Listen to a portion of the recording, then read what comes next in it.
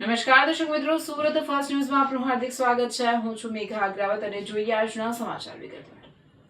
સુરતમાં ચોમાસાની આફત વચ્ચે રાંદેરમાં કાળજુ કંપાવનારી ઘટના. વરસાદમાં નહાયા બાદ કરંટ લાગતા બેના કમકમાટી ભર્યા મોત. મિત્રને બચાવવા જતા પાડોશી પણ મોતને ભેટ્યો. સુરત શહેરમાં ચોમાસાની ધમાકેદાર બેટિંગ વચ્ચે આજે સાંજે રાંદેર વિસ્તારમાં એક અત્યંત કરુણ અને હૃદયદ્રાવક ઘટના સામે આવી. રાંદેર ગામમાં ધોધમાર વરસાદમાં નાહ્યા બાદ એક યુવકને લોખંડની સીડીમાંથી જોરદાર વીજ કરંટ લાગ્યો. મિત્રને પાડોશીને તડફડતો જોઈ તેને બચાવવા દોડેલા અન્ય એક આધેડ વયના મિત્રને પણ કરંટ આંબી ગયો હતો. હોસ્પિટલ પહોંચે તે પહેલા જ બંનેના કરુણ મોત નિપજતા સમગ્ર વિસ્તારમાં ભારે રેડાટી સાથે માતમ છવાઈ ગયો છે. મૃતક યુવકની પત્નીના હૈયાફાટ રુદનથી પથ્થરદિલના માનવીની આંખો પણ ભીની થઈ ગઈ હતી. મળતી વિગતો અનુસાર રાંદેર ગામમાં મોટી મસ્જિદ પાસે આવેલી સુજાત ખાન સ્ટ્રીમમાં 28 વર્ષીય આઝમ આલમ અબ્દુલ કલામ રહેતો હતો અને મજૂરી કામ કરી પરિવારનું ગુજરાન ચલાવતો હતો. આજે સાંજે સુરતમાં પડેલા ધોધમાર વરસાદમાં ઘરની બહાર વરસાદી પાણીમાં નહાવા માટે ગયો હતો. વરસાદમાં નહાયા બાદ તે ભીના કપડે પરત ઘરમાં આવી રહ્યો હતો. આ દરમિયાન ઘરની લોખંડની સીડી ચડતી વખતે તેમાં ઉતરેલા શોર્ટ સર્કિટના ભારે કરંટની ચપેટમાં આવી ગયો હતો. કરંટ એટલો જોરદાર હતો કે ત્યાં જ ફસડાઈ પડ્યું અને ચીસાચીસ કરી મૂકી. આઝમને કરંટ લાગ્યો હોવાની અને તે તરફડી રહ્યો હોવાની જાણ પાડોશમાં જ રહેતા તેના મિત્ર 43 વર્ષીય મોહમ્મદ સલમાન મોહમ્મદ ઇરશાદ શેખને થઈ. માનવતા અને મિત્રતાના નાતે સલમાન ક્ષણનો પણ વિલંબ કર્યા વિના આઝમને બચાવવા માટે દોડ્યો, પરંતુ કમનસીબે જેવો સલમાને આઝમને પકડવાનો કે બચાવવાનો પ્રયાસ કર્યો તે સાથે જ ભીના શરીરના કારણે હાઈ વોલ્ટેજ કરંટ સલમાનના શરીરમાં પણ પ્રસાર થઈ ગયો. જોતજોતામાં બંને મિત્રો કરંટના કારણે ઘટના સ્થળે જ ઢળી પડ્યા. આ ઘટનાના પગલે આસપાસના વિસ્તારમાં ભારે નાસભાગ મચી ગઈ હતી અને મોટી સંખ્યામાં સ્થાનિક લોકો એકત્ર થઈ ગયા હતા. સ્થાનિકોએ ભારે જહેમત બાદ લાઇન બંધ કરાવી બંનેને તાત્કાલિક સારવાર માટે નજીકની હોસ્પિટલમાં ખસેડ્યા. જો કે હોસ્પિટલના ફરજ પરના તબીબોએ તપાસ ચકાસણી બાદ બંનેને સિવિલ લાવતા પહેલા જ મૃત જાહેર કર્યા.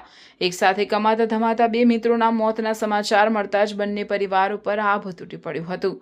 મૃતકની પત્ની અને બાળકોના આક્રંદથી હોસ્પિટલ પરિસર ધ્રુજી ઉઠ્યું હતું.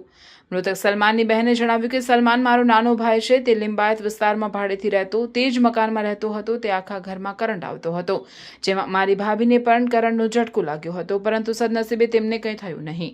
અમારી બાજુમાં પણ એક પાડોશી રહે છે. મારા બંનેના મકાન માલિક એક જ છે. આ તેમનું જ મકાન છે. જ્યારે બાજુવાળા પાડોશીને કરંટ લાગ્યો ત્યારે તેમણે સલમાનને બૂમ પાડીને બોલાવ્યો કે સલમાન મને બચાવ. મારો ભાઈ તેને બચાવવા માટે ગયો અને તેને પણ કરંટ લાગી ગયો.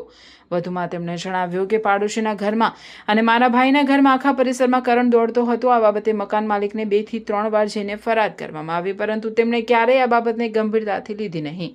તેઓ હંમેશા સમયસર આવીને ભાડું લઈને ચાલ્યા જતા હતા, પણ ક્યારેય એ ન પૂછ્યું કે ઘરમાં શું સમસ્યા છે. આ વીજળીના કારણે જ મારા ભાઈનું મોત થયું છે. અત્યારે મકાન માલિક એવું બહાનું કાઢે છે કે આકાશમાંથી વીજળી પડી હતી. જો આકાશી વીજળી પડી હોય તો શરીર આખું બળી જાય, જ્યારે મારા ભાઈના શરીર પર એવા કોઈ જ ડાઘ કે બળવાના નિશાન નથી. આ સમગ્ર મામલે રાંદેર પોલીસને જાણ કરાતા પોલીસ કાફલો ઘટના સ્થળે અને હોસ્પિટલે દોડી આવ્યો હતો. પ્રાથમિક દ્રષ્ટિએ આ કરંટ લાગવાની ઘટના હોવાનું સામે આવ્યું છે, પરંતુ સ્થાનિક સ્તરે એવી પણ ચર્ચા ચાલી રહી હતી કે સાંજે આકાશમાં ભારે કડાકા ભડાકા થતા હોવાથી કદાચ વીજળી પડવાને કારણે આ દુર્ઘટના સર્જાઈ હશે. પોલીસ સૂત્રોના જણાવ્યા અનુસાર હાલ અકસ્માત મોતનો ગુનો નોંધી વધુ તપાસ હાથ ધરવામાં આવ્યો છે. બંનેના મોતના સાચા કારણો પોસ્ટમોર્ટમ રિપોર્ટ આવ્યા બાદ સ્પષ્ટ થશે. હાલ બંનેના મૃતદેહને પીએમ અર્થે મોકલી આપી આગળની કાયદેસરની કાર્યવાહી હાથ ધરાઈ છે.